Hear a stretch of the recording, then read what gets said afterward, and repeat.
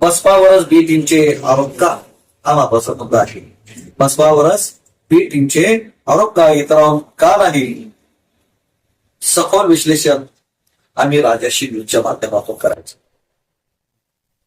नमस्कार मित्रांनो, मी अण्णासाहेब धाकतोडे आणि आपण पाहत आहात राजर्षी न्यूज. आज आपण एका संवेदनशील पण अत्यंत महत्वाच्या राजकीय प्रश्नावर चर्चा करणार आहोत.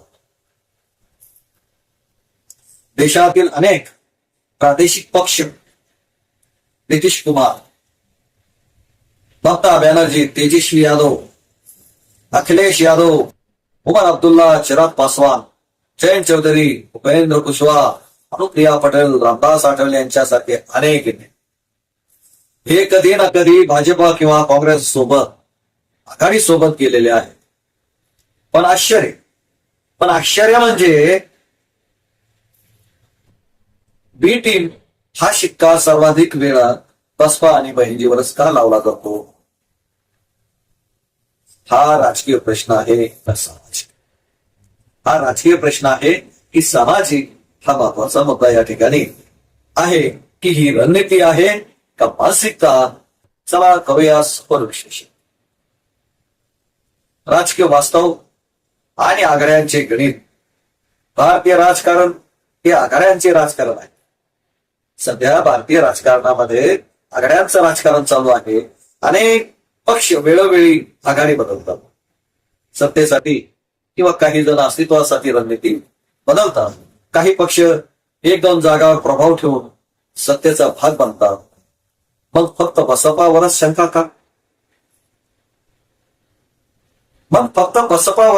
का? हा महत्वाचा मुद्दा. कारण बसपा ही केवळ राजकीय पक्ष नाही, ती एक सामाजिक परिवर्तनाची चळवळ म्हणून उभी राहिली आहे. जेव्हा एखादा पक्ष सामाजिक स्वाभिमानाने प्रतीत बनतो,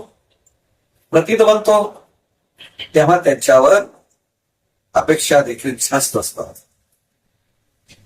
दलित मतदारांची राजकीय स्थिती एक वास्तव आहे. दलितांची राजकीय स्थिती हे एक वास्तव आहे की दलित समाजात राजकीय एकसंधता नेहमी टिकून राहिलेली नाही. दलित मतदारांची राजकीय स्थिती एक वास्तव हेही आहे की दलित समाजात राजकीय एकसंधता नेहमी टिकून राहिलेली नाही. वेगवेगळ्या जातीय उपगटांमध्ये मतांचे विभाजन होते. इतर मोठे पक्ष दलित मतदारांमध्ये प्रवेश करण्याचा प्रयत्न करतात. प्रतिकात्मक राजकारण, बाबासाहेबांची प्रतिमा वापरणे हे अनेक पक्ष करतात. म्हणूनच जेव्हा बसपा कमकुवत होते तेव्हा बी टीम असा आरोप करून तिच्या मूळ मतदारांमध्ये संभ्रम निर्माण केला जातो. हे निव्वळ राजकीय रणनीतीचा भाग असू शकतो. मीडिया आणि नॅरेटिव्ह. आजच्या काळात नॅरेटिव्ह म्हणजेच धारणा खूप महत्वाची, म्हणजे ज्याला आपण परसेप्शन म्हणतो, खूप महत्वाची आहे. काही युट्यूबर्स चॅनल जे आहेत आणि राजकीय विश्लेषक ठराविक पक्षावर जास्त टीका करतात. सोशल मीडियावर आरोप वेगाने पसरतात आणि बी टीम हा शब्द राजकीय शस्त्र बनत चालला आहे. बी टीम हा शब्द राजकीय शस्त्र म्हणून वापरला जातो. पण प्रश्न असा आहे, ज्यांनी वारंवार आघाड्या बदलल्या त्यांना का नाही तोच शिक्का? कारण त्यांची वोट बँक स्थिर आहे. त्यांच्या विरोधात बोलणे राजकीय दृष्ट्या धोकादायक असू शकते.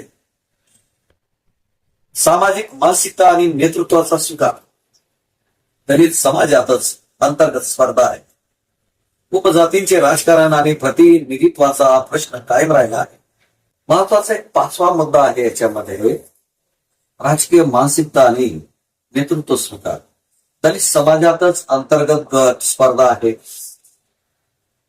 उपजातींचे राजकारण आहे आणि प्रतिनिधित्वाचा प्रश्न कायम राहिला आहे. जेव्हा एकाच समाजातील नेतृत्व पुढे येते तेव्हा इतर उपगटामध्ये असंतोष निर्माण होऊ शकतो.